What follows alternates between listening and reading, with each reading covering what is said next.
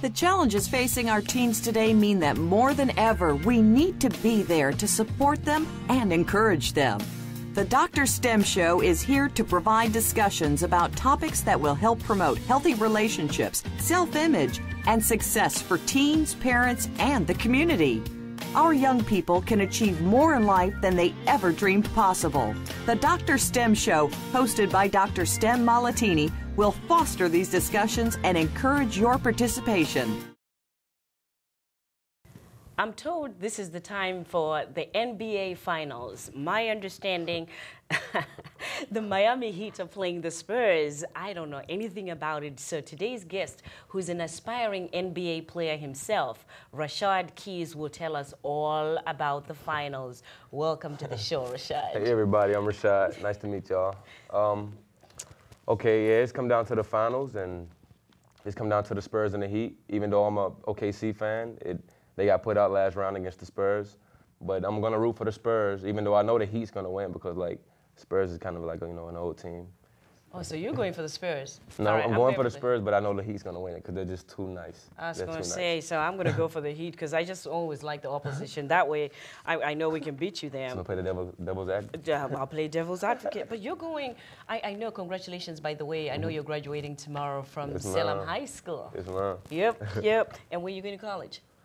It's going to be between Florida State and Southeastern University, but it's looking more towards the southeastern, you know, side because of, you know, the tuition offer. Okay. Yeah, because, you know. So where's Southeastern University? It's in Lakeland, Florida. It's near Miami. Oh, it's still Florida, Yeah, it's still Florida, yeah. Oh, okay. And you don't want to root for Florida, and yet you're going to Florida. That's kind of weird. That's kind of weird. Yeah, but I know. Hey, that's, you know, that's I don't like Miami. You don't like Miami? Not the team. The You Hurricanes, the Heat. You just play hating, that's all. You know they're going to beat this team here. All right. So, you know, tell us a little bit about yourself. You said you're from Mississippi. Mississippi, yes, ma'am. I mean, it's a good place to grow up at, but, you know, it has its flaws, too. Yeah. You know. Yeah. And coming up, I grew up there. I grew up in Collins Apartments. Apartment 19 to be exact. Yeah. You know, as a younger, as a youngster. Yeah. Okay, yeah, as a youngster, you know, I did a lot of bad things. You know, it kind of like, I started off real wrong. You know, I started off my life kind of bad. You know, it kind of affected me though. And growing up, you know, my dad was never really around, so I never really had a father figure. But I'm kind of glad that happened because it helped me be the man I am today. And it's, you know, I turned out to be a good person, you know. I'm not just some menacing person out here, you know, just expecting to do wrong, you know, wanting to do wrong. I have a heart, and, you know, I have very, very bad background. Yeah, you know, but I came a long way. So, I mean, you know, one thing that I'll tell you something, because you are at Salem High School, you're graduating, as I said, and I'm one of the counselors that is Salem High School. And I know what caught my eye with you is we're in Boston, Massachusetts, and one of the struggles I have is people don't say yes, ma'am, yes, sir, at all. And here comes you, and, you know, we meet you in the hallway, you know, how you doing? I'm fine, ma'am. How you doing, ma'am? I'm going, where is he from? Did you find that weird, too, that people don't have that respect? Yeah, they don't have that respect up here at all. No. I mean, it's a big difference up here. And that's sad. You know, it really is, but, you know. It's the same way in the South, but it's not as bad as it is up here. Like up here, it's really big. Yeah. They really go at them, and it's crazy. But you know what? I want to make sure that your mother knows that, you know, we truly appreciate the way that you were raised, because unlike, you know, where you're coming from, and you're saying probably things weren't working out well, here in Salem, at Salem High School, and I'll speak for most of the teachers that are there, that we truly respected and admired the way that you were raised, because then that respect, you stood out during this year, because then everybody said, oh my God, he's so respectful. You know, he says, yes, ma'am, you know, yes, sir. And that was really, I mean, you know, more props to your mom and to you as well for listening, you know, for having to be a good listener. And what other differences did you find when you came here from, you know, the South? It's more social up here. It's very social.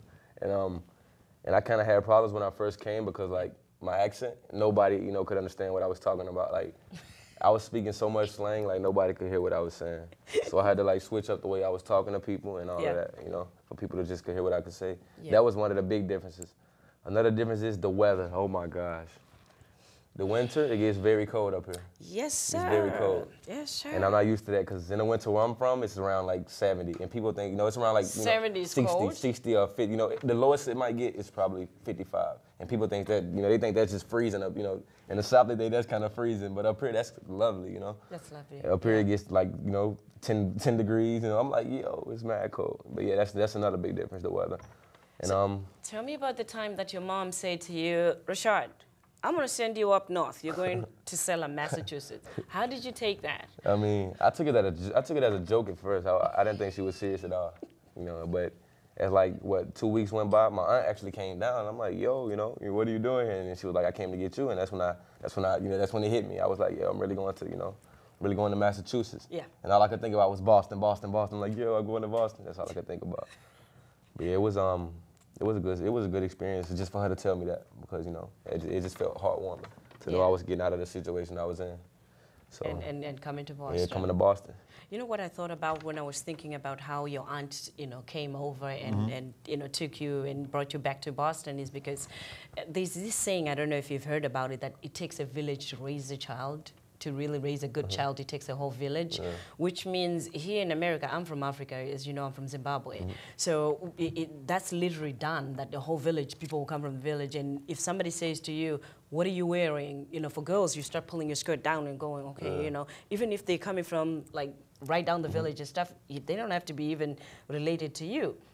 Because they're an adult and they're telling you that you're not wearing something right, you pull it down or you take it off because then that's an adult. You can't be kissing and holding a boy and an adult comes by and says, what are you doing? You have to, stand up straight. So what your aunt did is almost the same thing, that she comes all over to Mississippi and comes and brings you back here. What's your aunt's name, by the way? Lisa. Lisa. Her real name is Alicia Brown. Alicia Brown, so it's Lisa Brown. Oh, Miss Brown, we call her Miss Brown. Okay, so, for her, to her, and there's an uncle too, right? Okay. Nathan. Nathaniel Brown.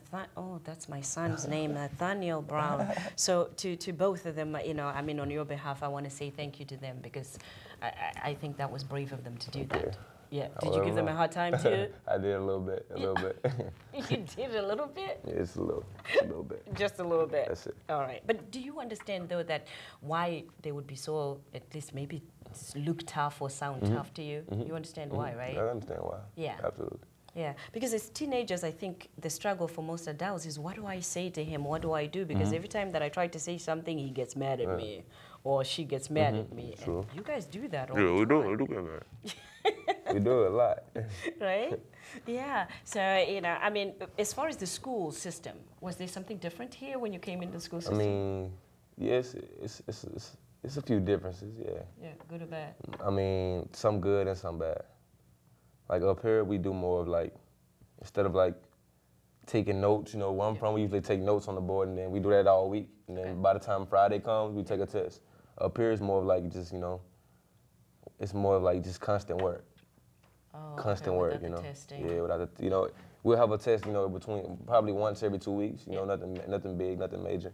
Yeah. But, So as you go back now, would you tell some of your friends that you left back in Mississippi to say, you know what, you want to get a high school diploma, go back to, to Boston, Massachusetts, to Salem. Would that be something that's different for you though? Because I'm so proud that you did come and, when you came, you're actually going back with a diploma to say, Mom, here you go. You send me up to Boston to get a diploma. Here's my diploma, right? Yeah, she must be excited. She's excited. Yeah, let's take a quick break. And what I want to do is just talk to you about in general, because you're still a teenager, you're 18 years old, you're just going now into that adulthood. So maybe you might help some of the parents out there to say, well, here's how teenagers think and this is what happens, right? All right, so we're going to take a quick break and we'll be right back. We'll be right back. As a youth motivational speaker, author, and coach, DrStem understands that in a world where today's youth and parents are jaded and disappointed by institutions and people they perceive as out of touch with the reality of their lives, motivation is a dose that is much needed. It's time to excel. DrStem Malatini is a refreshing change from the typical speaker. DrStem understands the pressures, heartaches, temptations, hopes, and dreams of the generation that is just now coming of age. Students listen in transfixed silence as she speaks with the clarity and confidence of someone who has worked with teens, parents, and teachers for over 20 years. Her high-energy school assembly programs create a defining moment for schools and provide an experience students never forget. To reserve your seat in one of her coaching sessions, purchase her books, or to book her services, email her at drstemmolitini@gmail.com or go to her website at www.drstem.org. It's funny because, you know, during break time, I was talking to Rashad and I'm going, your mom is not going to believe that you're doing so well. You're graduating. Here you are. You're on TV. And you're going to be talking to other kids about, you know, making the right choices. So what I wanted you to do, Rashad, is to tell us about some of your strengths, because everybody got strengths, good things that they have in them. Oh, okay. Of course, my biggest strength is basketball. It's my biggest strength. Yeah. I mean, I also think I'm a leader, you know, because kids actually listen to me, you know, and you know, coming from, you know, in retrospect, you know, when I look back and think about it, I couldn't see kids just, you know, looking up to me or just following me, you know, saying that kid's doing the right thing, let me do what he's doing, you know. I couldn't picture that, but now it's actually happening, you know. I actually feel good about it, because, you know, instead of, you know, walking around sagging and, you know, kids following me doing that, I'm actually, you know, walking around with my pants up, yes ma'am, no ma'am, I'm actually showing respect, and people start to catch on, you know. That's a good trend to start. Did you say your pants up? Mm-hmm. What do you mean shit? What do you mean shit? No, I mean, there were fewer times that I had to pull them up, you know. But a few times, a lot of times. No, but, you know, I'm just surprised. See, this is what I tell people all the time, and they go, well, the teenagers don't listen. I'm like, they know exactly what they're supposed to do. And now here you are on TV pulling my pants up. I'm like, you pull your pants up? Okay. So that's good. So what are some of those weaknesses that you have? I mean, I get mad quickly. Yeah, but I'm working on that though. I try not to get mad so quickly. I mean, I am actually getting better. You know, I'm not as bad as I was. Yeah. But another weakness is I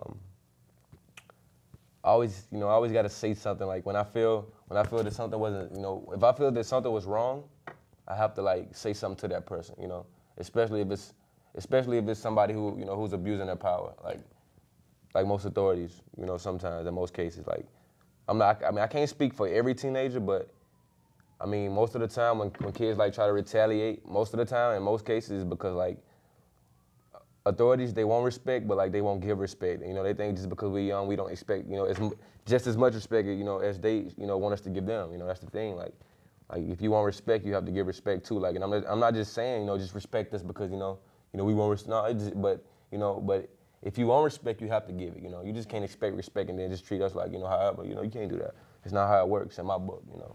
See, and I'm glad you said in my book, because then I was going to say to you, up until I came to America, right, I never knew that you can actually question an adult's authority, or a person that's in authority, a teacher, a boss, that you can actually say to them, well, you know what, you got to respect me in order for me to respect. It never was in my books. I grew up being told, if a teacher tells you to do this here, it's just like I said you do. Yes, ma'am. No, sir. Yes, sir. No, sir. But, you know, you do it, you don't question them. But you guys are questioning more and more to say, well, you want respect for me? Then you got to respect me. I'm going, where did this come from? You know, even parents. You say, oh, you know what? If my parent wants respect for me, they're going to respect me. What? I never heard that. That's true. Yeah, I mean, and I understand what you guys are saying, but I think for the parents, it's something that they have to adjust to, that you guys have to understand. If you get to a teacher who's an elderly or who's been in the profession for like 10, 15, 20 years, and you say, well, you're going to respect me to get respect, they're going to look at you like you got 20 years. Like, what are you talking about? But the newer teachers who are you guys that are now going to college and graduating, when you say that, they understand, because then you guys understand that, okay, you got to, you know, give respect to earn respect. Yeah. Right?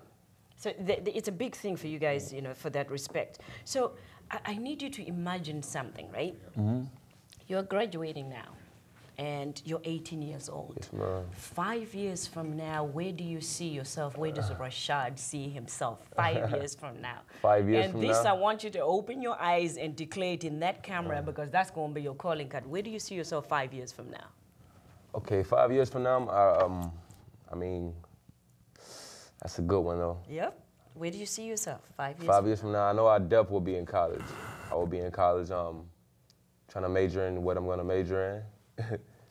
See, but I need you to have at least a picture of, you know, you're going to be in college, but what do you want to do? I know you're going to be a basketball player, but then for your degree, what do you want to do when you get into the college? Athletic coaching is what I want to major in, but sometimes I had a thought of like, what if basketball don't work out? You know, you always have to have a plan B. And athletic coaching, I just feel like if I don't make my dream of going pro in basketball, I could always like persuade other younger, you know, athletes to, you know, go pro, you know? Yes. And I feel like, you know, basketball, I just like it, you know, just my life. So Yes. even if I don't make it, I won't be disappointed because, you know, it's not even about the money. Even though I wouldn't mind going pro, of course, you know, I would love to. But if I don't, I wouldn't be disappointed in no way. Yeah. Because I also have other dreams. Yeah. Yeah. And, I see you as a coach because you know you've got the leadership skills. I got the IQ, but the basketball IQ. You know, I always wanted to be a coach. A coach, you know? yeah. I can see you doing that. I really can. So maybe what you want to do is, you know, during the summertime to volunteer and coach at camps and stuff, or create your own camp and have kids come in and start coaching now before you even get there. But that's a good thing. So 5 years, you probably will have a bachelor's degree. You know, that will prepare you for the coaching. What about 10 years from now? Where do you see yourself 10 years from now? 10 years from now? Okay, I'll be, what, 28? Yeah. Yeah? So, Ooh, okay. I'll probably, you know, the ideal picture, Yep. I would probably be, you know, in a nice house and have a nice family, you know, at that time, you know. Hopefully, you know, in the NBA. That's what I want to do. But Okay. I want to be in the NBA, you know, have a nice family, you know, just a respectful life, you know, church-filled life. Yes. Yes. So you are a Christian as well. Got to keep my faith in God. Tell me about how that has been able to sustain you, because I remember you writing to one of the colleges that wanted to know how has your Christian background, Christian character helped you. How has that helped you? I mean, that's the only reason I am where I'm at now. You know, if it wasn't because of, you know, my faith in God, like I wouldn't be where I'm at, you know, where I'm at now. And I must give my dad thanks for that. Yeah. I have to give my dad thanks for that because like he put that in my head, just, you know, reading my Bible. That's one thing I can say, you know. If my dad hasn't did anything else for me, that's one thing he has done. Like he's always forced me to, you know, keep my faith in God. You know, I always read my book, you know, read the Bible, and, you know, just try to think stuff out. And he was never big just on whooping his kids. You know, he was almost, you know, he never wanted to chastise us. He wanted to, you know, like as I got older, he started, you know, talk to me because, you know, he got tired of just, you know, just whoopings all the time because, you know, because all the time that doesn't work all the time. You know, just because you whoop it, you know, they can go back and do the same thing. You're right. How, you know, that's not even, you know, making them even more angry, you know, to go do it again, you know. You never know what a child might be thinking, but, you know, yeah, I like to thank my father for that because he did put that in my head. He forced that. I want to thank him too because the first time I met you, you're like, ma'am, I pray about everything. I do, and that was very, very impressive. So guess what? We're going to take another quick break and we'll be right back. I'm really enjoying this. All right, me too. I'm enjoying it. I'm enjoying it. All right, we'll be right back. The DrStem Show is looking for you to become one of our guests. Are you a teenager that is an exemplary teenager? You've just graduated from high school, you were the class president, or you had some programs that were of influence in the high school where you were, or in the community, or maybe you were a church leader, youth leader in the church, and you want to share what has changed lives in your youth in your church, then we need you to come to the DrStem Show. We're also looking for parents, teachers, and anyone in the community who's working with teenagers and is a person of influence that can come to the show and share what has worked for you, what challenges they are, or you have a new book, a new program that might work. Contact us at the drstemshow@gmail.com. That email again is drstemshow@gmail.com. Or you may call us at 781-254-1602. 781-254-1602. The show is recorded at Salem Access TV in Salem, Mass. So that's another way of contacting us at salemaccesstv.org in Massachusetts. We look forward to having you on the show. I never want to miss an opportunity to ask a teenager some questions about what teenagers think or how parents can, you know, deal with certain things that teenagers go around. So here's how I'm going to do it. I'm going to just say one word and you tell me what you think about it or how parents or teenagers can deal with it. Drugs. Drugs? It's not something I'm like too big on because I don't, you know, mess with drugs. But it's not good for you at all. It's really not. Drugs is something you like, even if you're depressed, you know, you're going through trouble in your life, it's something, you know, don't turn to drugs to like make yourself feel better, because like it's only going to take you down the wrong path. It really is. And that's, you know, I'm not saying that I have experienced it, but from what I've seen and from the facts that I've, you know, that I've researched and that I've, you know, through my college, through my high school, you know, career, from what I've seen, you know, drugs is not the path that you would want to take. We just lost someone. Yeah, I just lost a friend of mine, Kyle. Yeah. Yeah, we just lost someone. So I think for most parents and adults, the thing is, when we're talking to you guys like this, you make a lot of sense, and it's like, you know they're bad and everything, but still people choose to do it. Yeah. You know, I'm not necessarily saying that you choose to do it, but you know, students at high schools, they still choose to do that. Why is that they still choose to drink, do drugs, even it's certain after categories. It's certain. It depends on what that teenage. It depends on what that teen is going through. I mean, most do it to, you know, just to have fun, you know, because some people like to do it to have fun. It makes them feel better. It makes them feel good, you know. But like, it's a certain extent to everything. Like even if you do it, I feel like if you can't stop, you should limit it, you know, because it's not good to just abuse drugs constantly. It really isn't. Like, I mean, and I know. So I mean, even after losing someone, I mean, wouldn't that be like? Yeah, that should be the key to just like stop it. No more, nothing else, you know, for people. But teens, like, always in the back of their mind, they're gonna think like, you know, that's not gonna happen to me. You know, what's the chances of that happening to me? That's how they're gonna think, you know. Even, and that's coming from me, 'cause, you know, I can see myself thinking like that, you know, like, you know, what's the chances? But you never know. It's life, you know. Yeah. And then by the time, you know, it does happen to you, it's too late for you to, you know, to even try to, you know, stop. Teenage pregnancy. Yeah. What do you have to say about that one? Wow. I mean, that's blown up big since, like, I'm pretty sure since you were, you know, our age. You know, I mean, I can't really just talk about that because I'm not a girl, and you know, I don't know, like what could be on their minds. Do you have like friends that are teenage fathers that? Yeah. I actually got a cousin. All right, that he pregnant somebody at 16 or 17. My cousin, he's actually 19. Oh, he's 19. Yeah. Okay. His name Urel. That's better. He goes by Nunu. Yeah, he has a son, but you know. Yeah. I can understand his, you know, his situation because, you know, he actually taking care of his son, you know. I won't see nothing against it. Like, I mean, it could be as many teenage pregnancies, you know, as it is, but like, if the father's gonna be there, I mean, you know, I feel like it wouldn't matter, you know. If the father's there, and like, you know, it's a happy, you know, as long as the child, you know, is in a good position, I feel like, you know, okay, I can deal. But then do you see how it limits you? Because then if you have a kid at 17, 18, 19 and you haven't finished your college or you're still working at a job, $8 an hour and stuff, do you see how it pulls you back? Yeah, it pulls you back a lot, from everything that you wanted to do there? I mean, the only thing I can tell you is wrap it up. All right. That's about it. All right. I got you. Talking about that, as a Christian man, I can safely say that you're a Christian man. What is it that you were taught about, you know, having sex at an early age? Did anybody talk to you about it? My mom all the time. Okay. I mean, she just told me, you know, she told me not to be doing it. That's the first thing. She didn't want me doing it anyway, you know. But of course I'm a boy, and boys gonna do what boys gonna do, you know. Okay.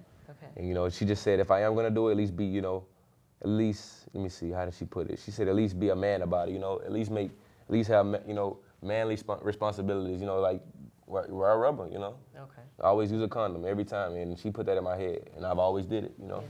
That's why I'm in a position. But is it possible to actually say no? Because then, I mean, you know, when I grew up, they saying no was like really big for the girls, and you know, especially. Yeah.